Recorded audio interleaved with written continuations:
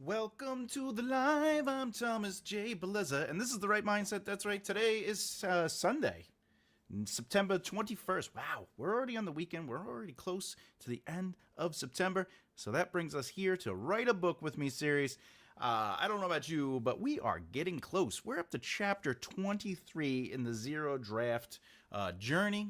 And as you know, we are using my let's get it on the screen so we can see. All right, for anyone who doesn't know, this is a series that is focused on showing everybody the writing process. As you can see, we're using my specific writing process, but that doesn't mean this is the only way to do it, but it is one of the ways, so I show it on the screen and go through each process, allowing you to do something lovely, which is ask questions. You're allowed to ask questions during the entire episode. It's live, so feel free to ask as questions come to you, but more importantly, as you can see, if you go back to the beginning of the series, which would be 36 episodes so far, we did all the brainstorming, we did character arcs and summaries, we outlined the short form outline, then we extended the outline, which is what we use to create the zero drafts, which actually brings us to where we are today, which is chapter 23. Now, for anyone who doesn't know, we are utilizing the 27 plot point outline. So what does that mean? It means that right now we are on Act 3, Section 8, the protagonist finds power within. We already did plot point 22, which was having hit rock bottom, the protagonist remembers their desire to succeed and finds the power within. Plot point 23, or as we are on chapter 23, after deciding they can do it, the protagonist takes action. So this is also known as the action or rally plot point. So, again, if you have any questions to what's going on or what I'm going over, please feel free to ask so we can expand on it. What's up, Afghani? Hello. Welcome to the show, sir. Everyone, give Afghani. All right, so let's get into it. We, again, are doing the zero draft outline. For anyone who doesn't know, zero draft outlines are different than a zero draft that you're writing. So a zero draft is it me you're looking for? I could feel it in your eyes. All right. So for anyone who writes zero drafts, just in general, that's just basically you're dumping out ideas, you're trying to figure out what the chapter is, etc., etc. What we do is we take the extended outline, which is ultimately this. This is all I did was copy and paste the extended outline. I brought it into this file. Again, this is for people who don't watch the series and you're just jumping in. All right, and then what we're going to do is we're going to expand on these things and try to create an outline for the chapter to develop its rhythm and pace. And as we all know, pace is the speed at which information is presented to the author, the reader. So, with that said, let's get into it. The first thing I like to do is make sure the extended outline is set up properly. I'm already seeing some things that I might want to change up. Additionally, remember, we only use broad general ideas. It's not about specificity right now. It's more or less about getting the rhythm. What's happening in a chapter? Do we have opportunities to allow characters to make decisions, etc., etc., etc. All right, let's keep it going. Oh, and remember, if you didn't notice, there is a poll. What makes great novel writing? The poll is in the comments section below. The choices are multidimensional characters, plot, which is conflict, stakes, pacing, prose, show a distinct voice and clarity, and of course, a world readers can get lost in. So feel free to vote on that. We'll talk about that at the end of the hour. Hey, ciao bello, salve mia amica Emma. Hello, Afghani. Hey, Emma. All right, let's get into it. Are you ready? Because I'm ready. I'm ready to make some dents in the armor here. Let's see. I'm just gonna read through this real quick and sort of organize it, make sure it's just making sense as it is. Laura, yeah, moving on the plan, the first beat. All right, so I'm gonna actually turn this into a note.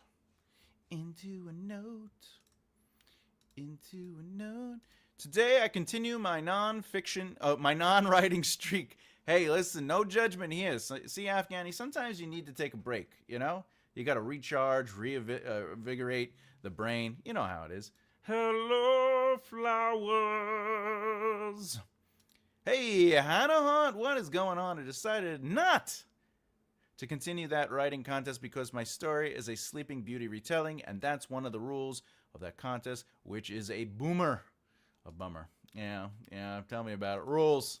I like rules enough to break them. You know what I'm saying? I want to know what the rules are so I can break those rules. All right. All right, so this is a second beat, so I'm going to create that as a thing. Second beat. Why does it say... We got to turn this into the third beat. The third beat.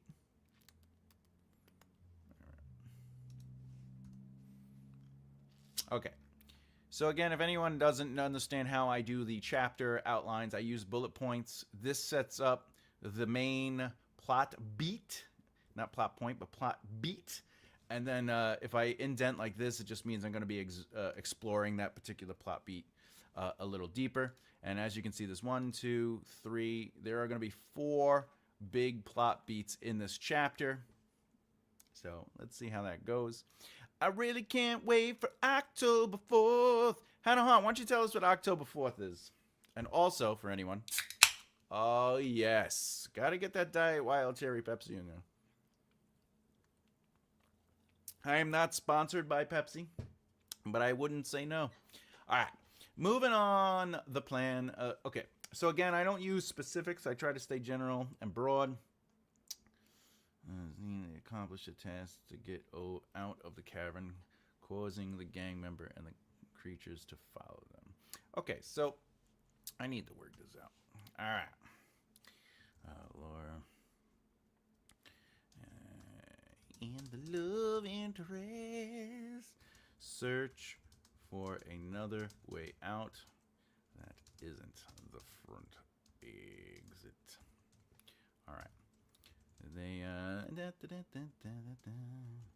They move deeper into the cave. They have a short conversation while moving through, and searching. That conversation is about Laura asking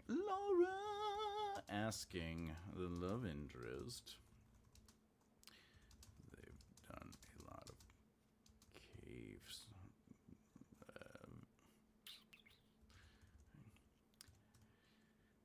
They have nice banter and go deeper into the cave. All right, what we got? I'm going to the Renaissance Fair as my character. Nice Princess Fairy, who's, that's my accent, who's half dough, nice, but full Kitson, of course. My mother's daughter just ordered my dress, and it will be here tomorrow. That's fantastic, Hannah Hunt. You have a lot of fun with that. Hello, flowers. All right. Hey, Hannah. All right, I definitely have a tick because I have to sing every comment. All right.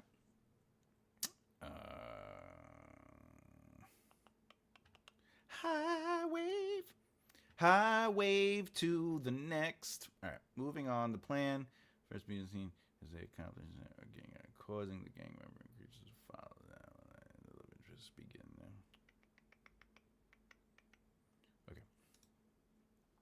Stuffing food in my face. No, I'm jealous. I'm jealous. I want some food. It's going to be at the fairground where the Spunk Fair was. Spoke? Spohunk? How do you say that? Spionk? I think it's Spionk, right? Spionk. Right? Is it Spionk? Spokane? Maybe it's Spokane. That would make more sense. Spokane. All right. Let's do this. All right.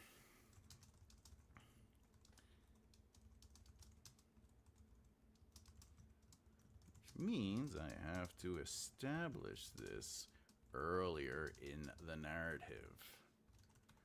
Look, M-dash. It's a A.I. Thomas. Act 1. Presumably. Jesus. That's the problem with spelling. I can't spell. Spelling is without you. Remember, all great writers have great editors.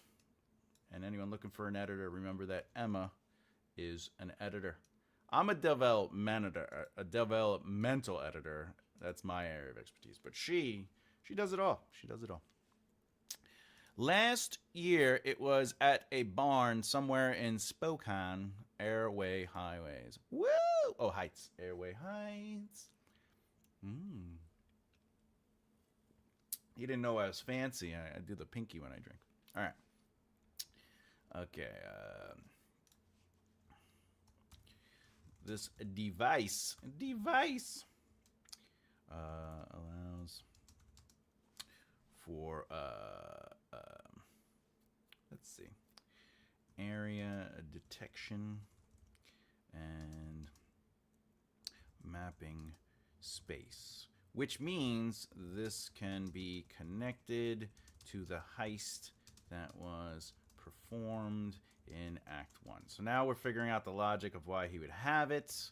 Because remember, when you're going to seed things and you're going to make stuff up, because again, it's all fake anyway. It's all creative writing. Like, you know, I could be like, he has a mouse, and if you squeeze the mouse, it's a space mouse because they're in space and it's sci-fi. And the space mouse, if you squeeze it, it pops out, and now it turns into like another creature that can grow and fight people. Like, you could do that, and I say that because Marvel made a movie called Captain Marvel, and also the Marvels, and in there they have the cat that has the dimensional thing in their mouth. It's all made up.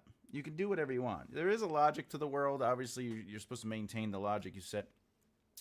But what I'm trying to do is I'm trying to connect it all, and my brain is automatically like, oh wait, if it's going to be about detection and mapping a space, that would make sense that he might have that device because they did a heist in Act 1, and that connects the logic. So that just means when I'm in Act 1, I'm going to have to present that device, and then that device basically becomes a Chekhov's gun. So I went to visit my mother yesterday, and she said if we get through winter, next year we're going to go back on the South Hill, and in an apartment. Well, that's fun. It's nice to be in an apartment, you know, and it's also nice that you'll be with your mother, and you'll get to spend some time with her, you know. Whoop, I don't know what just happened here. Well, I'm not printing. Why? Oh, I hit P. I hit the P button. All right. Let's see. All right.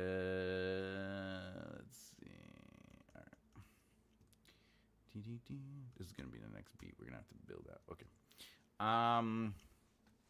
Okay. They follow the mapped out direction, leading to a small opening. Do you have a singing bug today? It's making I do. That's what I was saying. I think I have a tick. Like, you know, I just have like a boop. I gotta sing. You know. When else am I gonna sing? You know, I gave up the music industry. And it's not like recording music even matters nowadays because of all the AI and, you know, like, it's not like there's a music industry. I definitely would understand that. There's a music industry for like a different breed and caliber of performer, you know, but there's not like somebody who's starting out in the music industry. They're like, I'm going to get signed and I'm going to have a big career. And you're like, it doesn't work that way anymore. You know, that idea that, you know, is completely different. You know, I have lots of friends that were not only in the industry, signed or working with labels that are now just doing, basically they do cover bands. And they were touring big Europe bands, and, you know, I got another friend who runs the Power Prague Festival, and the only bands that really get on there are like these huge name bands, and then like little bands that pay to get on to the show, you know, basically. But again, those bands, like Iron Maiden's going to be playing until they decide not to play because they're Iron Maiden. But, you know, for a little kid that has a dream to be a musician, and it's like, oh, you feel bad for him because the process has changed so deeply and been so convoluted over the years that, like, you know, it's a whole different world. I'd even argue that the publishing industry is changing. I just watched a really great video. It was an interview with it R.R. Martin. It was Brandon Sanderson. It was Rob H.R. or Hobbs. Hobbs. What's her name? The one who does the assassin books. Hobbs, author for Assassins. Right. What's her name? Robin Hobb. Robin Hobb was there, and there was two other authors. I couldn't remember their name, and they're not somebody I heard of. But even they were saying, and this is interesting for anyone who's a self-published author out there. These are traditionally published authors, and they were all saying that their publishers are now putting the marketing on them. So even Robin Hobbs, who is Robin Hobbs, she was saying that, like, I have to market. They don't do it anymore. So I have to figure it out. I have to learn. They're telling me I have to learn social media. Robin Hobbs is not a young person. You know what I'm saying? And she's been in the business a long time. And now her publisher is like, hey, you got to get your numbers up on social media and start posting on social media. And that's just a great example of how the industries are changing. Even Steve Martin, even George R.R. Martin was like, yeah, you know, that's why I focus on selling my properties to Hollywood, which is also a nightmare, he was saying, because that changed a lot. But he was like, him and Robin Hobb had most to say about this, but one of the other authors that I can't remember the name, he was also bringing in good points that, like, what is the benefit of traditional publishing? Is it I'm a traditional publisher and that's the benefit?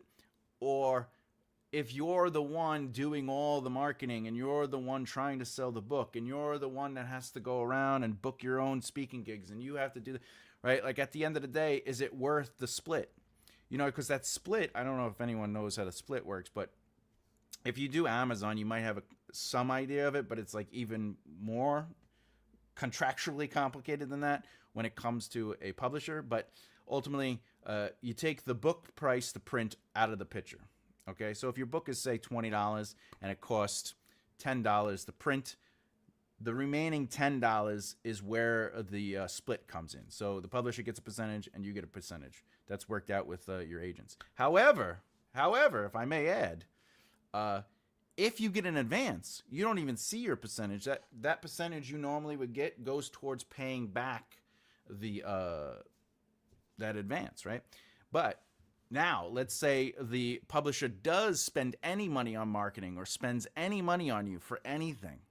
That actually brings up the amount of money you owe them. So you might not even see money until you pay all that back. So what is the benefit of traditional publishing? So it was interesting to hear, even Brandon Sanders was saying the reason he was trying to get more towards Kickstarter and more towards self-publishing avenues and trying to get away from dealing with an Amazon or whatever the case is.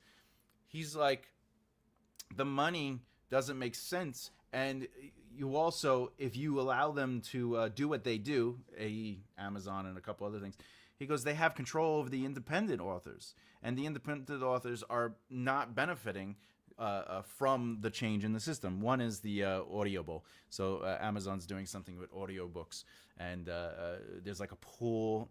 I don't want to get into the craziness, but there's really good information on it that you should look into, especially if you're going to do an audiobook. It's one of the main reasons I haven't even released the audiobook. It's done. I can release the audiobook for the self-help book, but the way it affects other authors, and then the percentage is not necessarily what the percentage is, and it goes into a pool, and then it goes to bigger name. It's just it's kind of ridiculous. I watched a video on how to do a dialogue yesterday. Do you want some of my dialogue for my story? You know, Hannah, that would be great, but maybe not today. On Saturdays, yeah, sure, let's do that on Saturday. You know, if something comes up and you want to give me some of your dialogue on Saturday, I could go over it, I can analyze it, we could work it on. But today, I'm gonna try to work on the outline and stuff like that. But more importantly, I know I just went off on a tangent, but I was sort of, you know, I want to inform people. I want to tell people what's going on. I want to talk about it. You know. All right, let's keep it going. All right. They found Laura Sarah can fit in the hole. Okay. And she makes it. All right. So originally it was they both get out of this, right? They get out of the cavern, and then the gang member and creatures follow them. So I think what I'm going to do is I'm going to make them try to get the love interest out, but the hole is too small. But I'm going to have the gang member, or at least creatures, notice them, and she's going to run. And then this will give me a chance to sort of like mix it up a little bit, okay?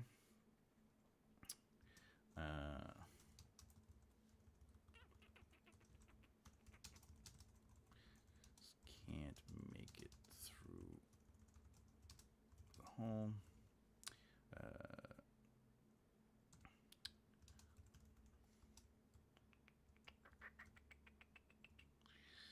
Okay. All right.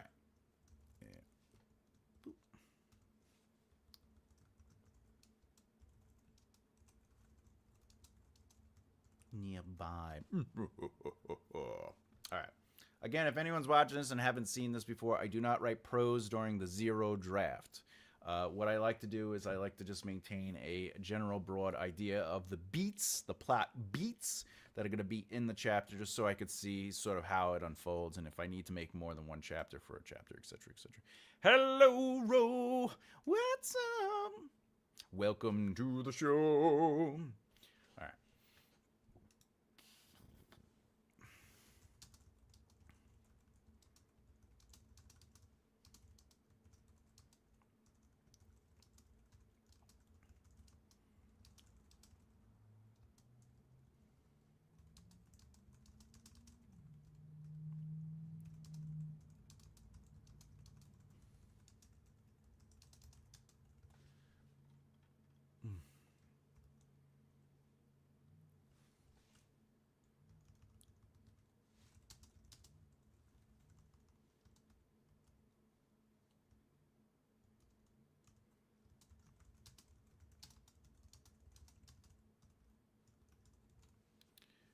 Hey, wave, arrow.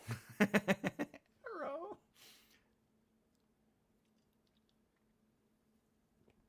right.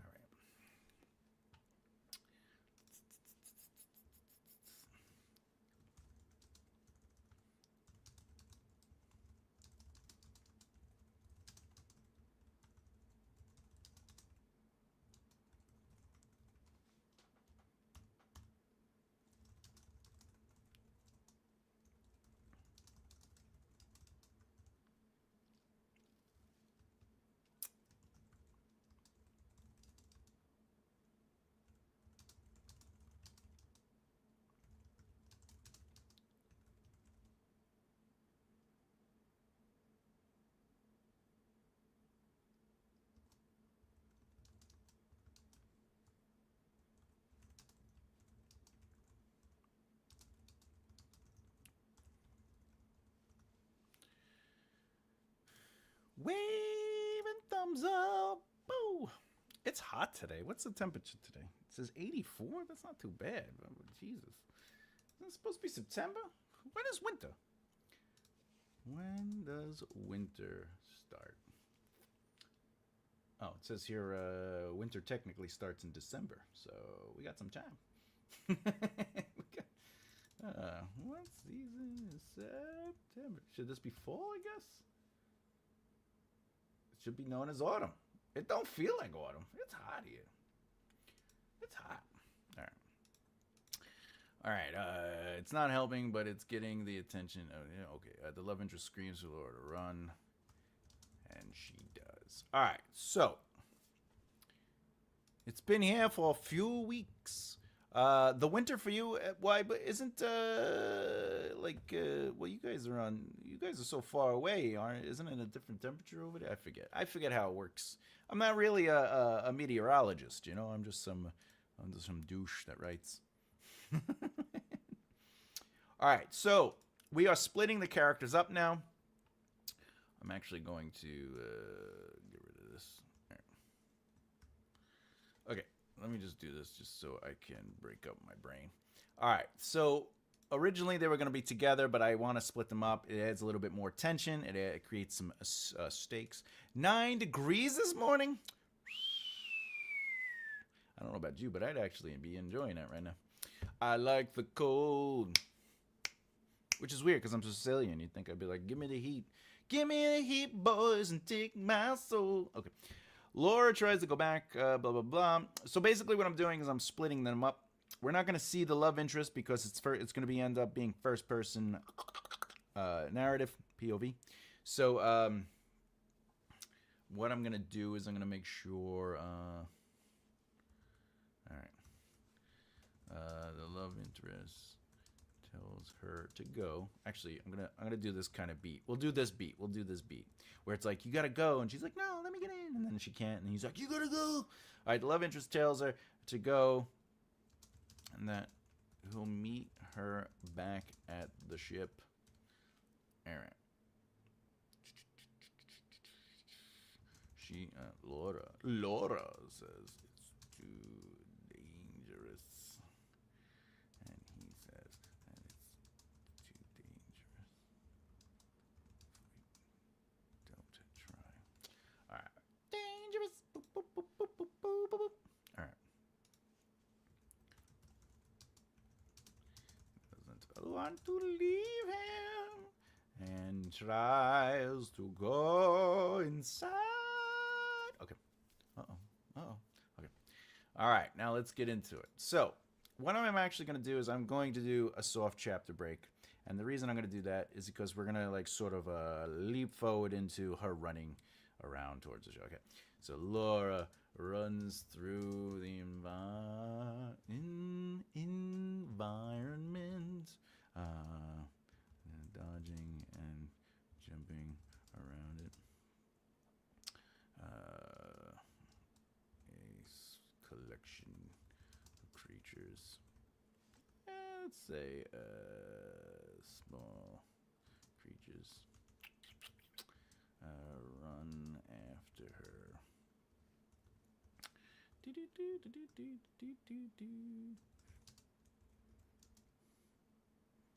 Alright, let's see. Okay.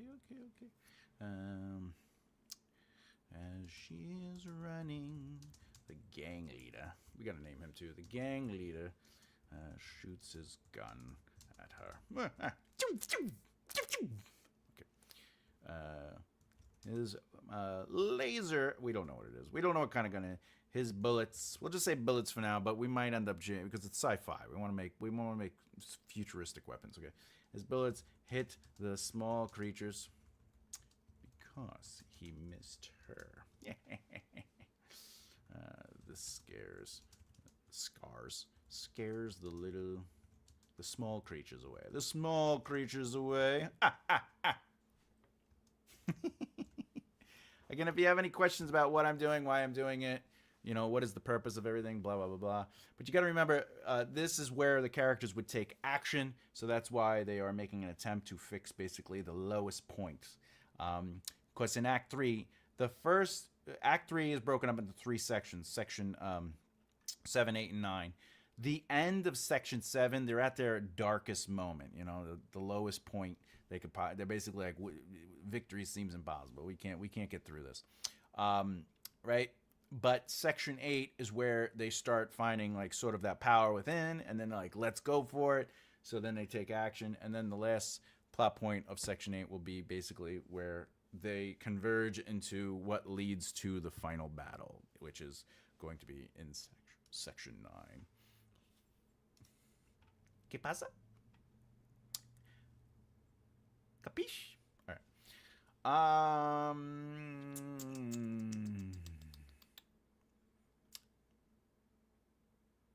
All right.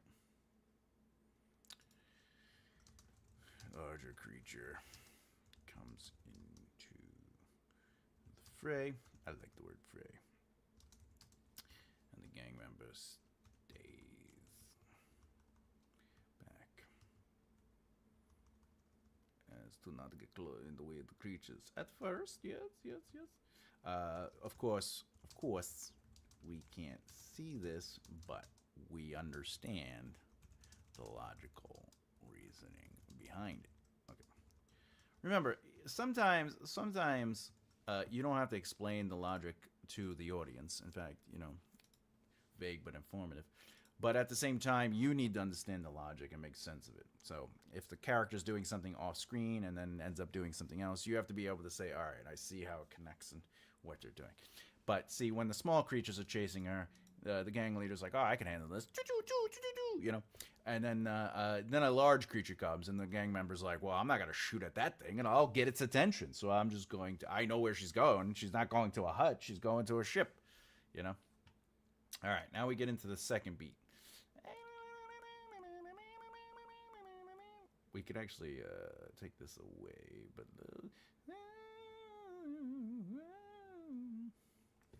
we actually get to change this beat now. By saving Lauren and Laura, placed in a situation where the environment will end up helping them, placing them in greater danger away from the creatures. Yeah. All right, I'm taking that out. Let's get to...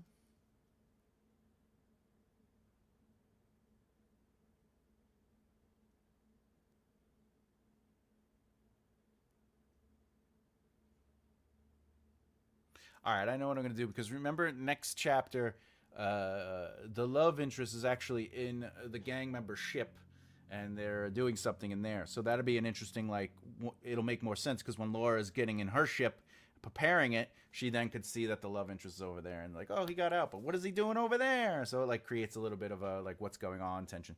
So I think that works. So what I'm going to do is I'm going to have Laura...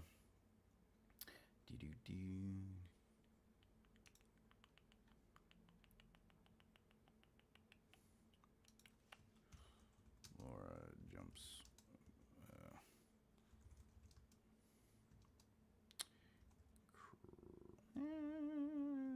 Rock openings, and the creature chases her, hitting it and trying to figure out how to get through. Laura.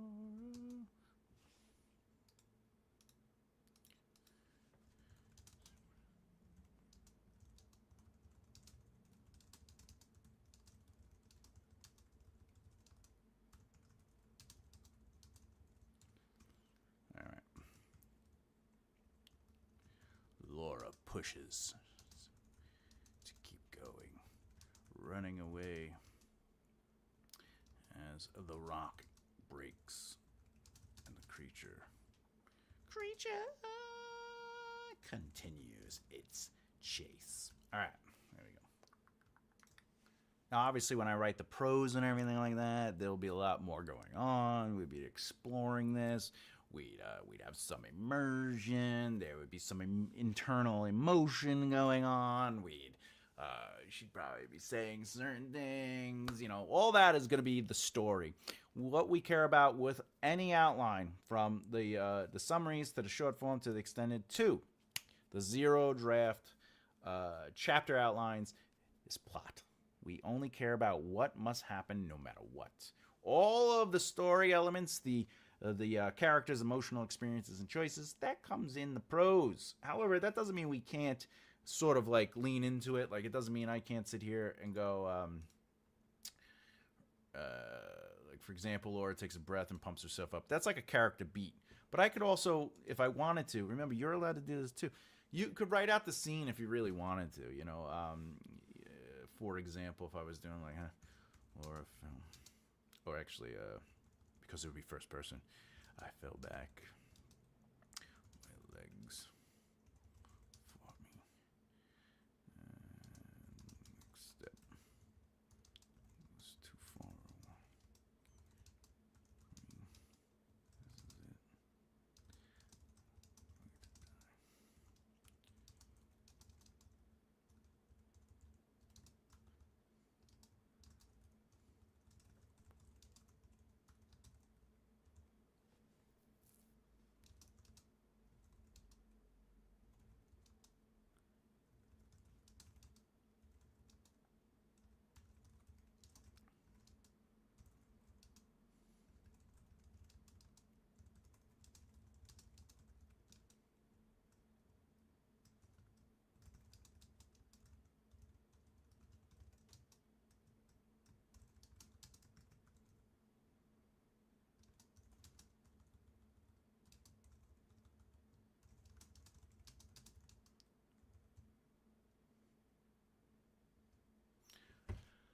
So I could do this. I could do this beat where it's like instead of writing this, I could figure out like what does that look like. Now, of course, that's only going to again be an outline to direct me into like how I'm going to approach the scene once I get to the real prose. Again, I'm not worried about like how pretty it is. I'm not worried about any of that.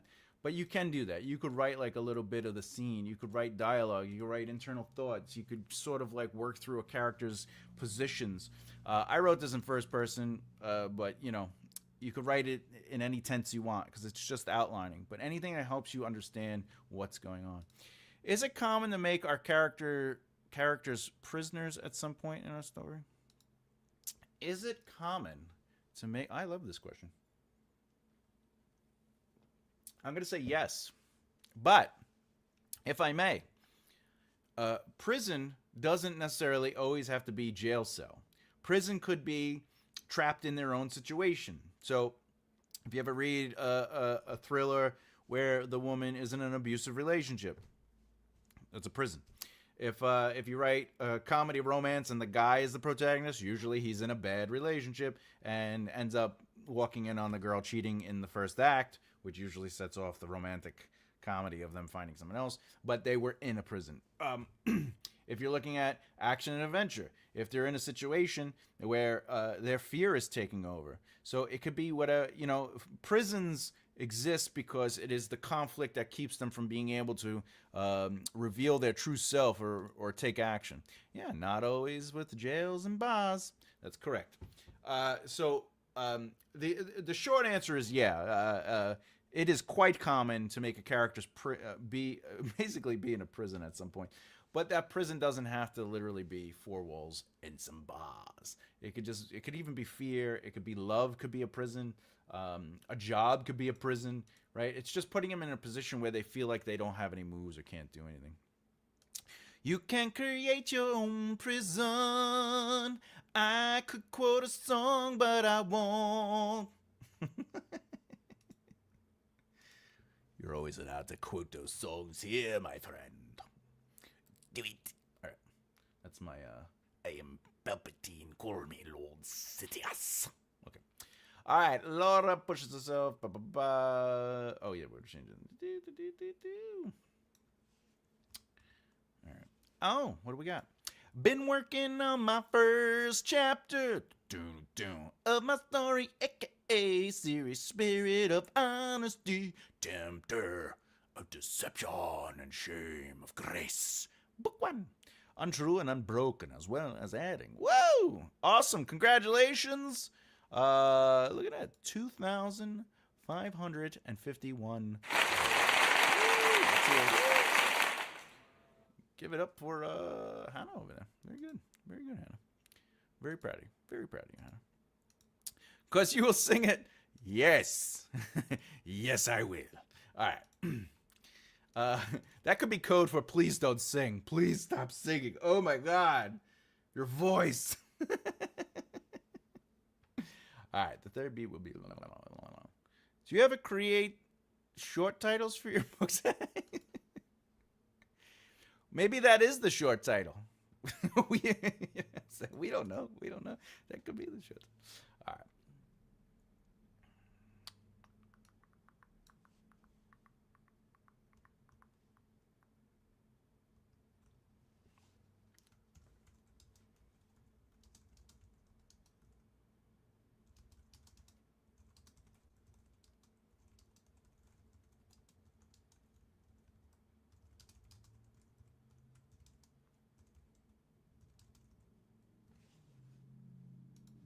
I've waited I've waited a long... What does that say? I've waited a long time for this, my little green friend. So sure, you are. Why run? So powerful. Unlimited power! Okay. Laura sees a ship way out in the distance. The creature stomping behind her. Stomping the ground behind her. Closing in. All right. All right. Shoots his gun, trying to stop her, but only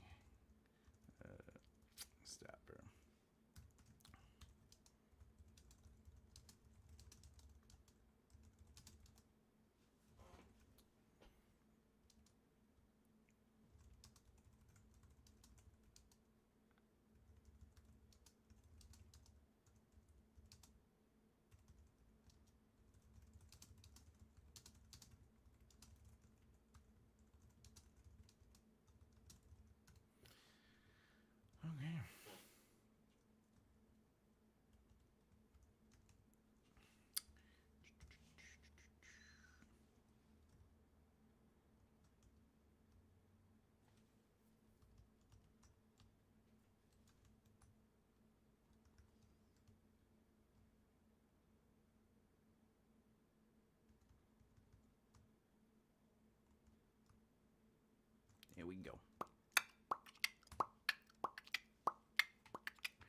Yes, actually I have, but somehow I just like adding onto my titles. Hey, I get it. I get it.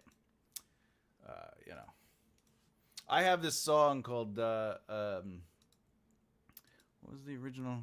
I if you ever heard of the band Typo Negative, uh, they have a band called they have a song that's basically the title's really long. It's like the length of a book not a book cover, but an album cover. And just for fun, I created a song that ultimately the song is called "The Inevitable Truth," but I ended up I made it a little longer. It was what is it called? The Inevitable. Oh, I found it. I found it. It's called The Inevitable Quest for One's Happiness in All the Wrong Places, for I thank just you and fulfilling my hunger, as I am upon your soul, so it is as I am. Much thanks to you, my love. That's the title. But, you know, when we played it live, I go, this is the inevitable quest. But that was a joke I did because of Typo Negative and their long things. I like your super long titles. Most of the titles are one words. Yeah, sometimes that's what they are, right? They're just like boom, boom, ba-doom, boom, boom. Typo Negative song with long title. It's called, not Bloody Kisses, come on. What is that? There's long song title.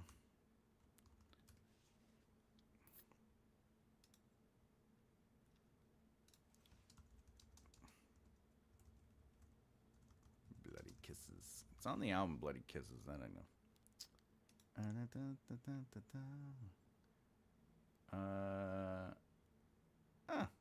Oh no, it's of their first album. What's it called? Yeah, Slow, Deep, and Hard. And not that it doesn't matter, but oh, unsuccessfully coping with the natural something of infidelity. That song is great. That whole album's good. Anyway, all right, so we did it. We accomplished another chapter. Let's see. We got to. Oh, but we also added a soft chapter break. So let's figure this out. The first part of it is going to be 262. 262. 262. All right, and that one is going to be called Out of the Cave. And then this one will be Away from the Danger. Okay.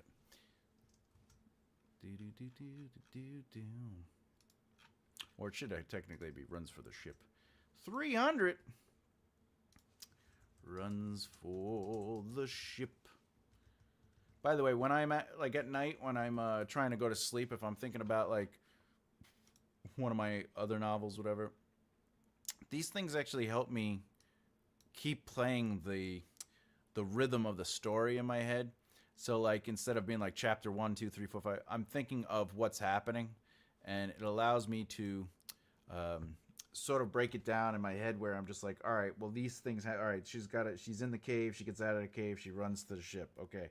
Next thing is, all right, he's setting up the destruction thing for the ship, and she's setting up her ship to leave. Like, I start thinking in, like, story beats, and the reason I do that is because the more familiar I get with it and the more I can sort of recite, like, the order of things, the more sense I make of it, and I feel like I can earn it, or the book earns it and stuff like that. All right. By the way, if anyone hasn't already, there is a poll. What makes a great novel writing? We have, this is a pretty active one so far. We got multi-dimensional characters, plot, which equals conflict, stakes, and pacing, prose, which is usually about show, don't tell, distinct voice and clarity, and of course, a world readers can get lost in. So that's everything from immersion to world building. I'd love to hear your thoughts. We're going to go over that by the end of the hour. All right, we did 45 minutes. What do we got here? I think I'll set this up, but I think this is where we're going to end. We're going to end here end it here, just because my brain is like, all right. But I'll go like this. I'll get it ready. I'll look it over. Ooh, hard chapter break. I sure do like those hard chapter breaks. Hard chapter breaks. You can't go wrong with a hard chapter break. All right. Ooh, another hard chapter break. Look at that. I get two in one chapter. You know what that means? This might end up being broken up into 2 chapters. I have to look at that though. Oh, we got comments. I love comments. I used the Excel doc with scene prompts to quickly find the sections I am thinking of to write something quickly I know would fit. That's a great. You could do that with the Google Docs too. But excellent advice, excellent tip on writing. I love that, Flowers. Very good, very good. Glad that works for you, because that is a useful tool.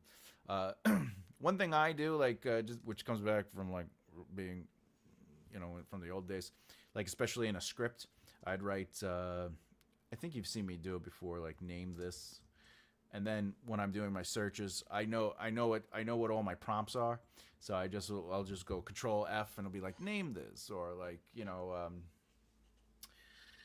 sometimes when I'm doing the extended outlines, especially in the screenwriting days, I could just do, for example, my main character, Devious, or I could be like Devious plot point 1, and it would just take me right to that. It's good to have those kind of like options when you're writing, because you don't want to be sitting here like opening and searching. So that's a really great tip, Flowers. Really great. Laura reached the ship. Laura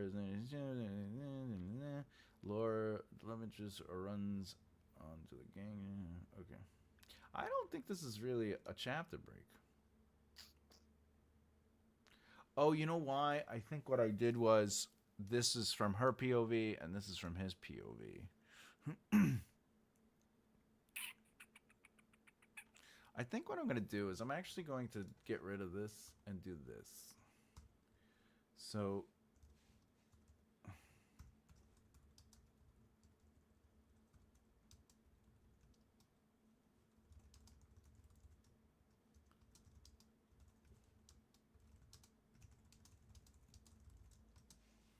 I think that makes more sense, because we'll just keep it in her POV. I initial who's Pove. It is, and the scene where they are. I also have the day of the week. Oh yeah. Not that I'm really worried about that. It just keeps my head straight. No, that's a great. Both those things are really awesome to do.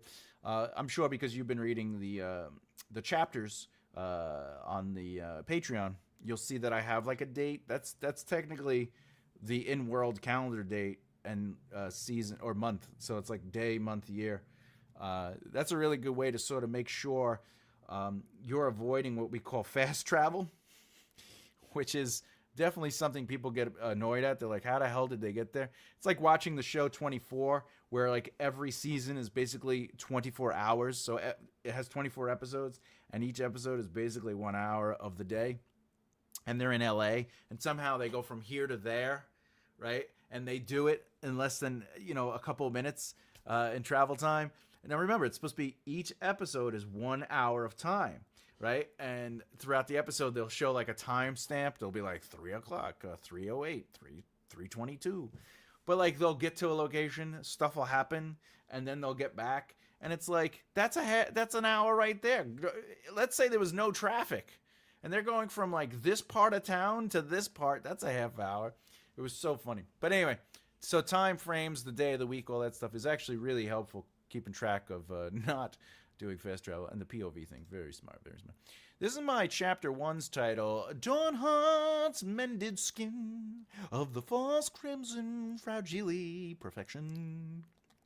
It's also chapter 2's title, but the character name is now Raisinity, who is a normal human. Is any human normal? Let's be honest. That's good. It's good. As long as you're having fun with it. That's really the secret. So they should be on the bus for 45 minutes. Yeah, right? You know what I'm saying? But that would be a really boring episode. but I would watch it. If it was that realistic, I would be into it. I'd be like, look at this. They're just sitting there. Jesus, when's this going to start going? I got to get to the next plot point, you know? All right. Okay.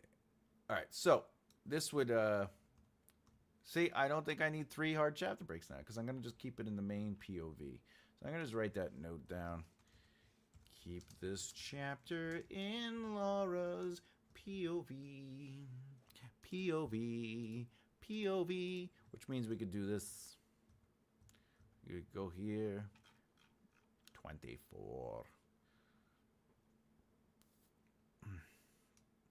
324. There we go. All right, for that's for next time. Boop. Boop. What was that? Oh. Boop. Boop. All right, there we go. There we go. Oh, we did that one already. Where are we? 24? 24. All right, I feel good about that. Boop. All right. Okay, there we go. We did pretty good. We did it pretty good. If anyone hasn't done so already, please the poll down in the comment section. What makes great novel writing? We have 9 votes so far, and the options are multidimensional, which is currently tied for a world readers can get lost in. Then we have 44% for plot, conflict, stakes, and pacing. And then prose, show, distinct voice, clarity. All excellent choices, by the way. I might add, all excellent choices. I can't imagine Jack Brewer being stuck on a bus. He'd probably stir up and issue just, yeah, he definitely would. He'd be like, I don't understand what's going on. I'm the designated survivor in another show. And I'm also the assassin in phone booth. And I'm also a vampire. How do you like your maggots, Mike? You enjoying your maggots? What? Maggots? I'm eating rice. Oh, there's maggots. Damn maggots. Who wants some maggots? All right. Let's do it. Let's talk about it. Let's talk about it and dance around the floor. All right, where are we going here? All right, we're going to end the poll. It looks like what makes great novel writing? Everyone's saying plot. Interesting. All right, so the majority of people are saying plot. Now, let me ask you something. When you read a book, okay, any book, are you paying attention to the finer details of the plot and its logic? And are you saying to yourself, anybody could be, all these characters could be taken out of the narrative and anyone else could be put in, and this would still be a great novel because the plot is just pure perfection? Or does the way characters behave, their growth, their arcs, the emotional truths of what they're doing, and their behavior amongst one another keep you engaged and turning the page? So that's a question to ask yourself. And if it came down to prose, we all know that some of the best prose in the world have terrible characters and plot. What we got here? I know that you will say that it's the characters that make a great novel. And while it's very important, I wouldn't pick a book if I asked what it's about and they describe these awesome characters. Well, okay. That is a different question. And I do not disagree with you, Afghani. See, the plot may get you to the house, but what keeps you in there is a great novel that has fantastic characters. Because at the end of the day, what is plot? Plot is just what needs to happen. So if you're reading Game of Thrones, are you really reading that because Ned Stark is investigating the death of the original Hand and he's trying to figure out what they were covering up? Or are you turning the pages because of the way Tyrion speaks and the way Ned doesn't break his honor or his beliefs, where Arya wants to be far beyond a traditional girl and princesses and learn to fight with a sword, and where Littlefinger is telling his story and doing his evil behind the secrets, and or Viserys, the king of whispers, and how he manipulates things, and obviously, King Baratheon, back in my day, he's that guy. So if you break down any great story, any great novel, the plot is basically a frail piece of, hey, this happens in every story, right? We were just talking about it earlier. We were saying that every story has a variation of prisons. Even Ned Stark ends up in a physical prison in the Black Keep, right? But he also is in the prison of being the hand because the king won't let him leave. He's like, no, I want you to be my hand, right? He's in the prison of his own honor and his own loyalty, okay? Sansa is basically stuck in the prison of Joffrey, right? And then Jon Snow is in the prison of he made a vow to be a part of the Night's Watch, okay? So plot is plot. Game of Thrones is basically the ingredients and the intrigues and backstabbing and the fact that no one is safe. Yeah, but the backstabbing is character. That's not plot. The characters are making choices to backstab, right? So again, the backstabbing is not the plot.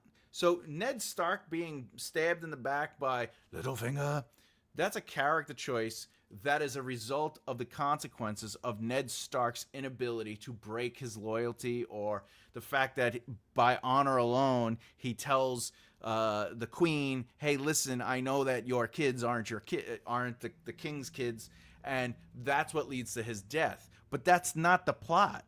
The plot is there was a murder.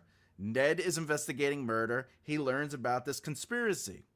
But it's the behavior around that plot that leads to backstabbing, that leads to no one is safe, so even the fact that no one is safe is not technically plot, because no one is safe is based on their behaviors. My nose was twitching between plot and characters. It doesn't matter which one I choose. Thomas is going to say the other one. Again, I'm not saying plot is a bad choice. I'm trying to present the question. I'm trying to present the ability to look deeper into certain things and realize that when you are mapping out or outlining, that is all you're doing is plot. It's not the part that's interesting. But once you get into the character development and the character work and their voices, their dialogue choices, how they move around a plot point, that creates the story. So a great story can't happen if characters are flat. I'll give you an example. Let's say the plot is the character needs to meet the king because they're going to be the next in line because the king has no heirs, right? So the character shows up. So on the page, you just basically read, Sir Mickey shows up to the castle, shows up to the large castle, stepping into the hall and standing before the king. I'm here for the position of the heir. Oh, excellent. Good, because I have no other children, and therefore I need somebody to take the place, and I am going to die eventually. So I want you to choose to be my heir, and I will be your heir.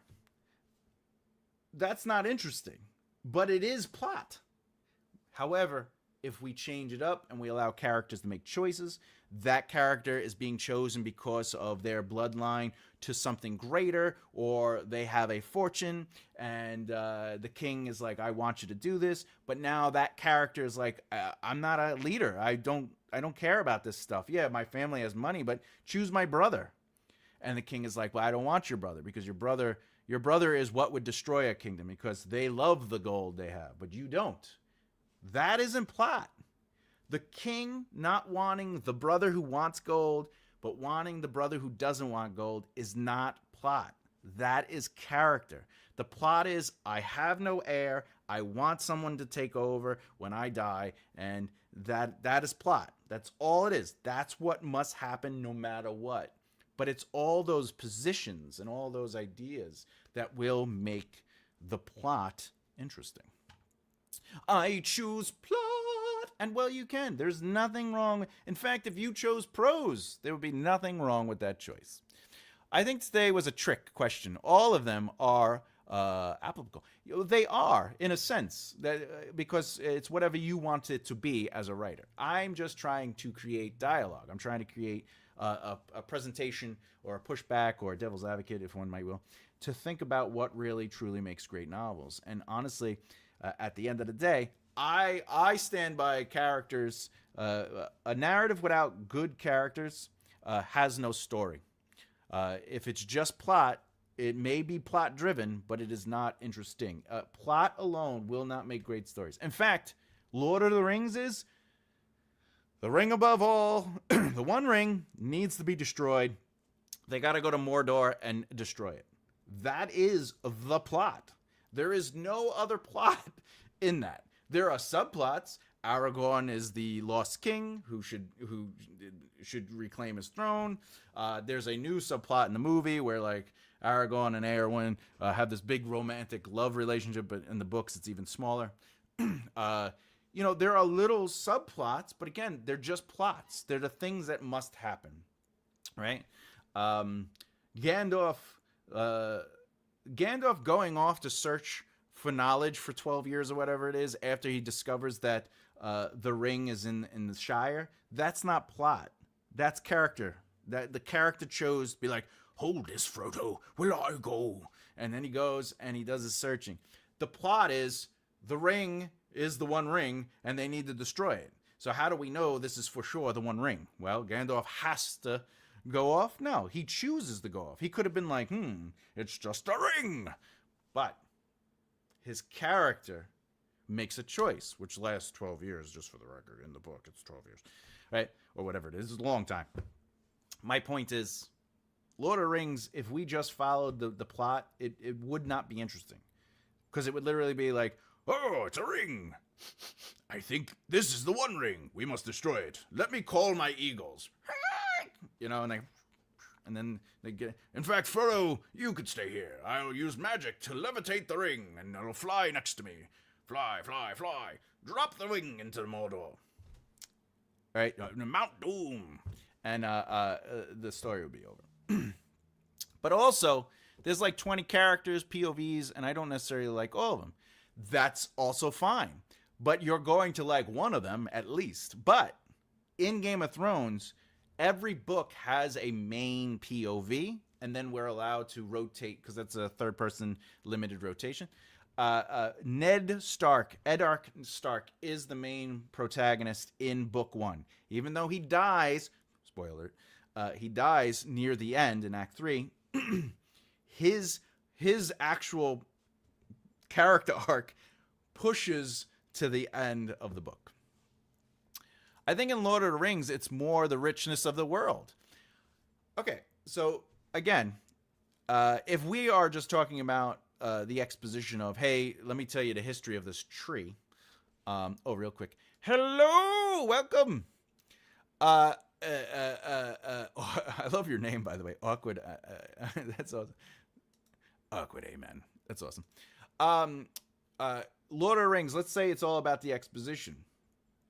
Well, then you don't need the character. Let's take the characters out then.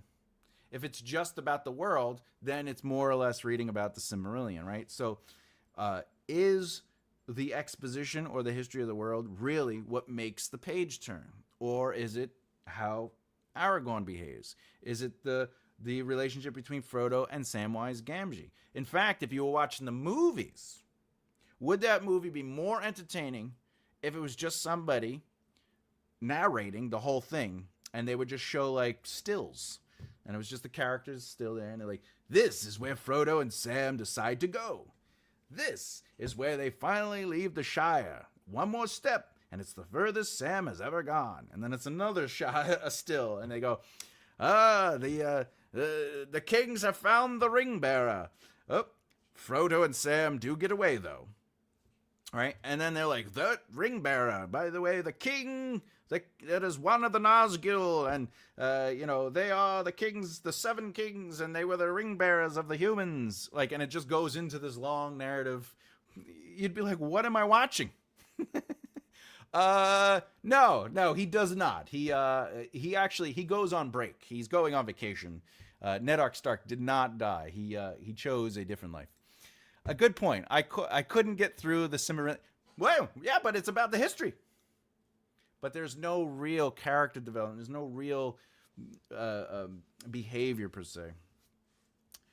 But I am not saying any one of those choices are the wrong choice or the right choice.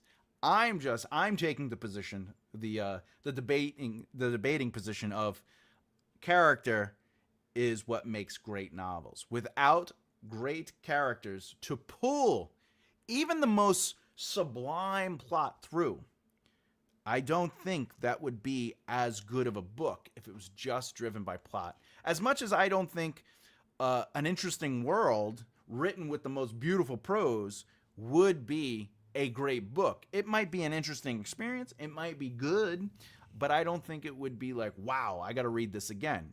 You know, it might be one of those things where you're like, that was a really interesting experience. I'm glad, I read this or watched this, right? So that is my stance. However, I am not saying anyone who chooses otherwise is wrong. All right. With that said, let's do all this stuff, and then if you have any questions about today, or you have questions in general, let's talk about it. First and foremost, makearightlefthear.com. Remember, you can find everything and everything you need from where I'm talking, teaching, or if books are coming out, which means if you haven't subscribed, please hit that bell icon. It really does help the channel, because subscribing and liking, all of that helps the algorithm, and YouTube goes, oh, people care. All right, let's see what we can do. Which brings us to the discovery of the sword of bloop bloop. If you haven't done so, please bloop the beard and bloop that like button. For anyone who doesn't know, this book is available on makearightlefthear.com or Amazon, doesn't matter. And you can find the link in the comment section and or the description of the video. Again, I'm really grateful on all the sales and the help that everyone's been giving. More importantly, Death of the King. If you don't know, this book is currently available on Patreon, the Scribe tier. So that book is currently available. I liked the Fellowship movie, but didn't like the other two as much. I did like the competition and relationship between the elf and dwarf, though. Well, that would be an example of character, is the relationship and the competition between the elf and the dwarf, and eventually, would you be willing to fight alongside a dwarf? And he's like, no, but I'd be willing to fight alongside my friend.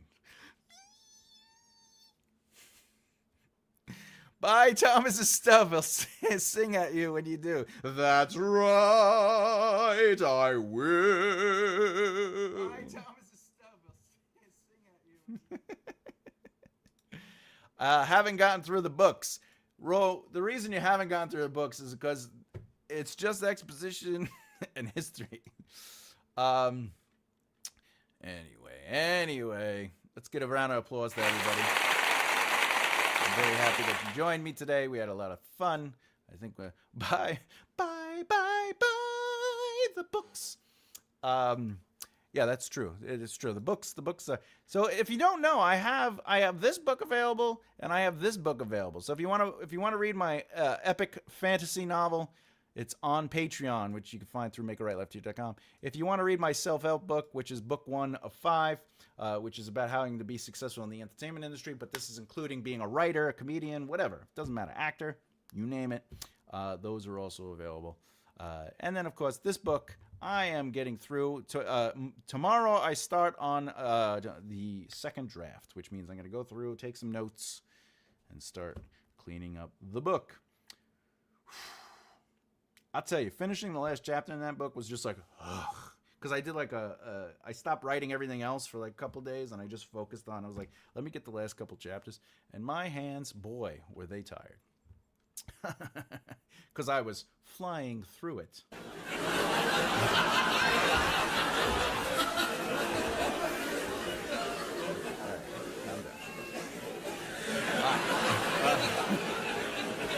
All right, that brings us to the best part.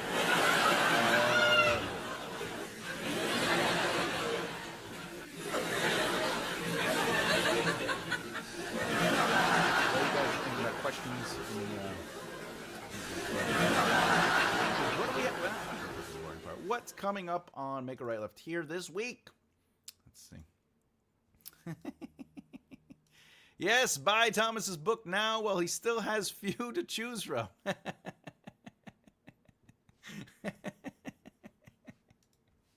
Ro, are you enjoying the book? I know you have a copy of it. I know you're reading it diligently, of course. Oh, let's stop that. What is today? We're still in September. We're at the end of September. Wow. Wowee! That's crazy. So far, the month is gone. No. Don't want to. All right. That's my bad walking. All right, so this week we have Wednesday the 23rd. We will be seeing, this week. All right, so I have 2 pre-record videos. Your top 3 fantasy novels. Oh, that's a hard one. Top 3. Oh, Jesus. So because I'm old, I'm 47. I've read and really I'm connected to a lot of books that really got me going when I was starting. So the one of the books that really there's this book series. It's like a trilogy. It's called, let me get the thing. It's called Legends, and it's basically 3 books in one. They were just like, you should read this trilogy, and then I found the Legends version, and I was like, I'll just read that. And this is a Dragonlance book. It's called Dragonlance Legends, and it's a series by the amazing Margaret Weiss and Tracy Hickman. It is part of the Dragonlance Chronicles. It is literally the sequel to some of the other books that I really like. So Dragonlance Legends is up there, and it's about Raistlin Magier and his brother Karaman, and also Tazelhoff Burfoot, isn't it? The book is so good. Well, I should say the books. The 3 books are really good, but I count it as one because I read Legends. Another book that really got me going, but again, like, I don't want to say a current book, like, because I could easily say Way of Kings, but I don't think that trumps what connected me to fantasy in a sense, you know. There's a Lord Soth book, novels. There's a couple of them, but out of the books, the one that I really connected with, trying to find the book itself. Let's see. Knight of the Black Rose. Again, these are like 90s epic 90s fantasy. You know, so they're not the finally, like, if you read them today, you'll be like, oh, that was a fun read, but they're not going to change. They're not changing the battleground of fantasy. You know, like Brandon Sanderson and R.R. Martin, they changed how fantasy is written. They changed the scope of fantasy. But those 2 books definitely gave me like the bug, you know, where I was just like, I love fantasy. And of course, I'm going to say it, but this is the crazy part. Lord of the Rings, the series, all 3 books is one. I consider one of my top 3 fantasy novels, but I do not think it would be published today. But because of my connection to those 3 books, those 3 examples, those are my 3 top books, only because they basically, you know, I played Dungeons and Dragons. I almost worked for TSR before they went bankrupt and became Wizard of Coast. Like, that world is who I am. So, like, you know, that is why I chose those 3. But there are many more books out there that are just fantastic. Don't get me wrong. Yes, nostalgic. Nostalgia is definitely what keeps me. It's like Shawshank Redemption is like my favorite movie in the world. But there are definitely movies that come out where I'm like, that's a high contender. But, you know, I have a connection to Shawshank Redemption that emotionally makes me interesting. But, you know, again, Braveheart. I don't think that's the greatest movie in the world, but I have a fond memory of it with my father on multiple occasions. So I have to always put Braveheart up there because emotionally it's important to me. I've just gone back to it as Nicole's second in the series, Pushed In. Oh, I've just gone back to you've just gone back to the Breaking Down Success book. Excellent. Oh, you do, Ro. Excellent, excellent. Well, slow and steady. Look, well, it is an educate. It is a book that is like, it's meant to help you, reframe things and look at stuff. Um, do do do. Uh, I'm glad you're enjoying it. That's really the thing that is important to me. There's a fantasy gold mine in Russia that unfortunately aren't being translated that much and isn't known to most. Oh yeah, that's right. Because but Afghani, so what you're saying is there are Russian authors being published, but because those books aren't quote unquote mainstream, they're not earning the audience to be translated into other languages. That's what you're saying, right? Yeah, man, isn't that terrible? It's like there's such great art and narratives out there, and different cultures have these wonderful explorations of ideas. I'm just sure China is filled, or even Asia in general, all the different cultures and Asia and the continent of Asia. Like the amount of pass me downs. Those lores, those mythologies, like all that are something deeper for the culture and the locals and the communities. They'd be gold mines. They'd be gold mines. It's like pick your top 3 albums, stuff from a gazillion years ago, because of the 100, right? You know what I'm saying? Like, I'm gonna pick a Dream Theater album, but I'm going to also pick a Black Sabbath album, and I'm gonna pick a Typo Negative album. But at the same time, how am I gonna pick an album from today? I have no emotional connection to, because they don't even release albums really. They just release singles. Oh, I recommend Shawshank to everyone. Absolutely. That, not only do I love that movie, but I did I have videos on a breakdown of how it works within the 27 plot point outline, and I've done analysis on that movie. I just love that movie. I think that movie is perfect, even if it has flaws, which all things have flaws, and ceilings sometimes.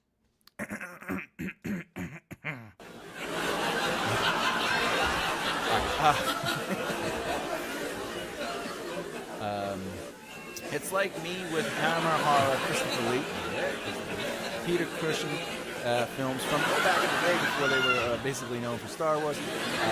Watching with the mom music. Somebody care about it. And it's just a beautiful experience. And also Christopher Lee. Christopher Lee is the inspiration for James Bond, if anyone doesn't know, because he is the cousin of the author, the original author of James Bond. And if you did not know that, okay, Ian Fleming is indeed the cousin to Christopher Lee. Christopher Lee also had a death metal band. I don't know if anyone knows that. What else? They're popular in Russia, but in English, no one heard about them. Yeah, you see, you know what that means, Afghani. You got to try to get the rights to some of those books and then have them transcribed or translated, and then put it for sale. Right? Shawshank is so good. Like that's one of those remote control drops. It's on. It doesn't matter where it is. You just like, it's good stuff. All right, so very punny.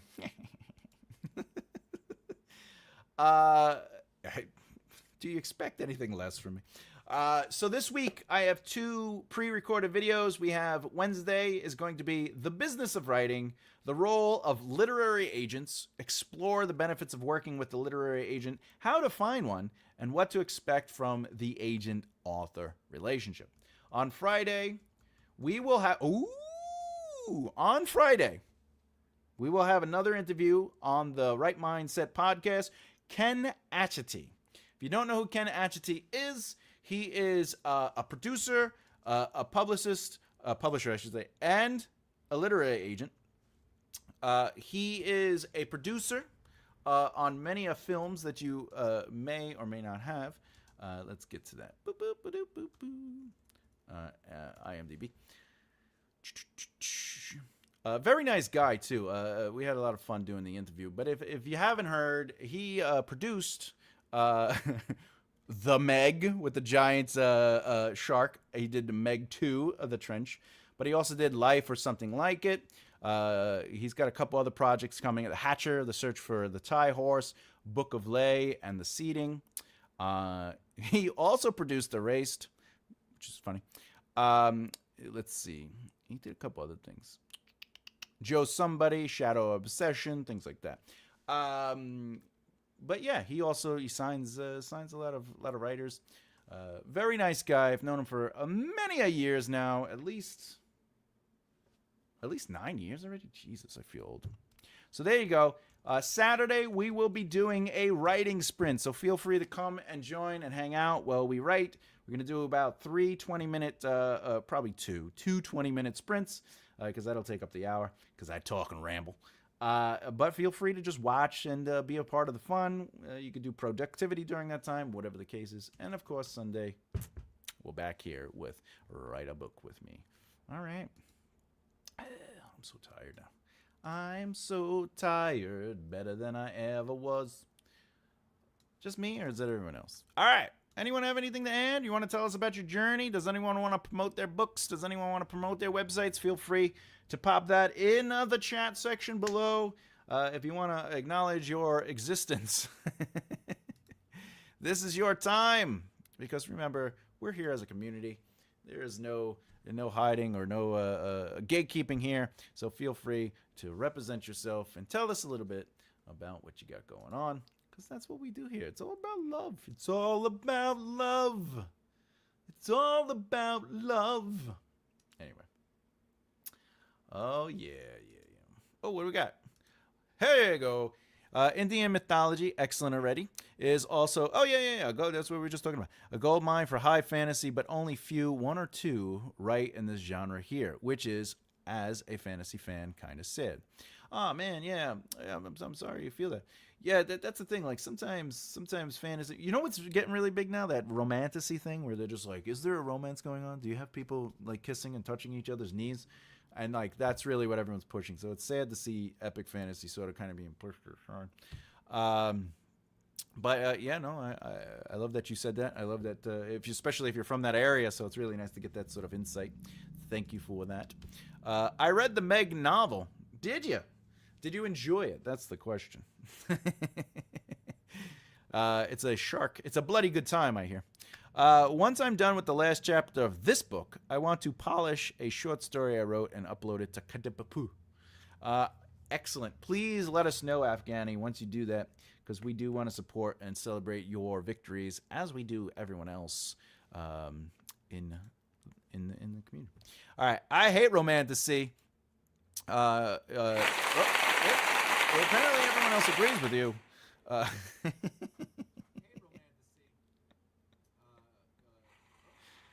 See? All right. That's good. All right. Okay. Anything else? Do we have anything else to talk about? Let's see. I think that's it. I think we're done. I feel like we finished. Do you think we finished? Do you think we're done? Or you want to keep going? You want to talk about something? You have a question? You want me to ruminate on anything? You know, do you need advice? I like doing advice. Oh wait, I gotta get rid of this. I'm cleaning up. All right, there we go. We got rid of that. We didn't do that today. Oh, I forgot to show this. Oh, okay. All right, there we go. We did the polls. We did the buy my stuff. We did some random talking. We answer a couple questions. I like the novel. Was it a novel idea or was it? Listen, I hate me when I do puns too. So please feel free to be on the same boat as me. All right. Whew. Okay, I think that's it. All right, everybody. Let me get this out. Boom. To anyone new here who's watching, especially because we have some awkward Amen. I love that name, I love that username. Thanks for joining for the first time. I think this is the first time, or at least the first time I'm seeing your name. If it isn't, please forgive me. My brain is all over the place. But to everyone else, always, everyone who's in the room, we got some victories here. We got first place is flowers for top fanship. Afghani, and number 3 is Ro. Yes, excellent. Making your ways. So thanks for the support always, and I will see you a Wednesday. So for that, I'm Thomas J. Bellezza. As always, keep developing the right mindset. I'll see you next time. Bye.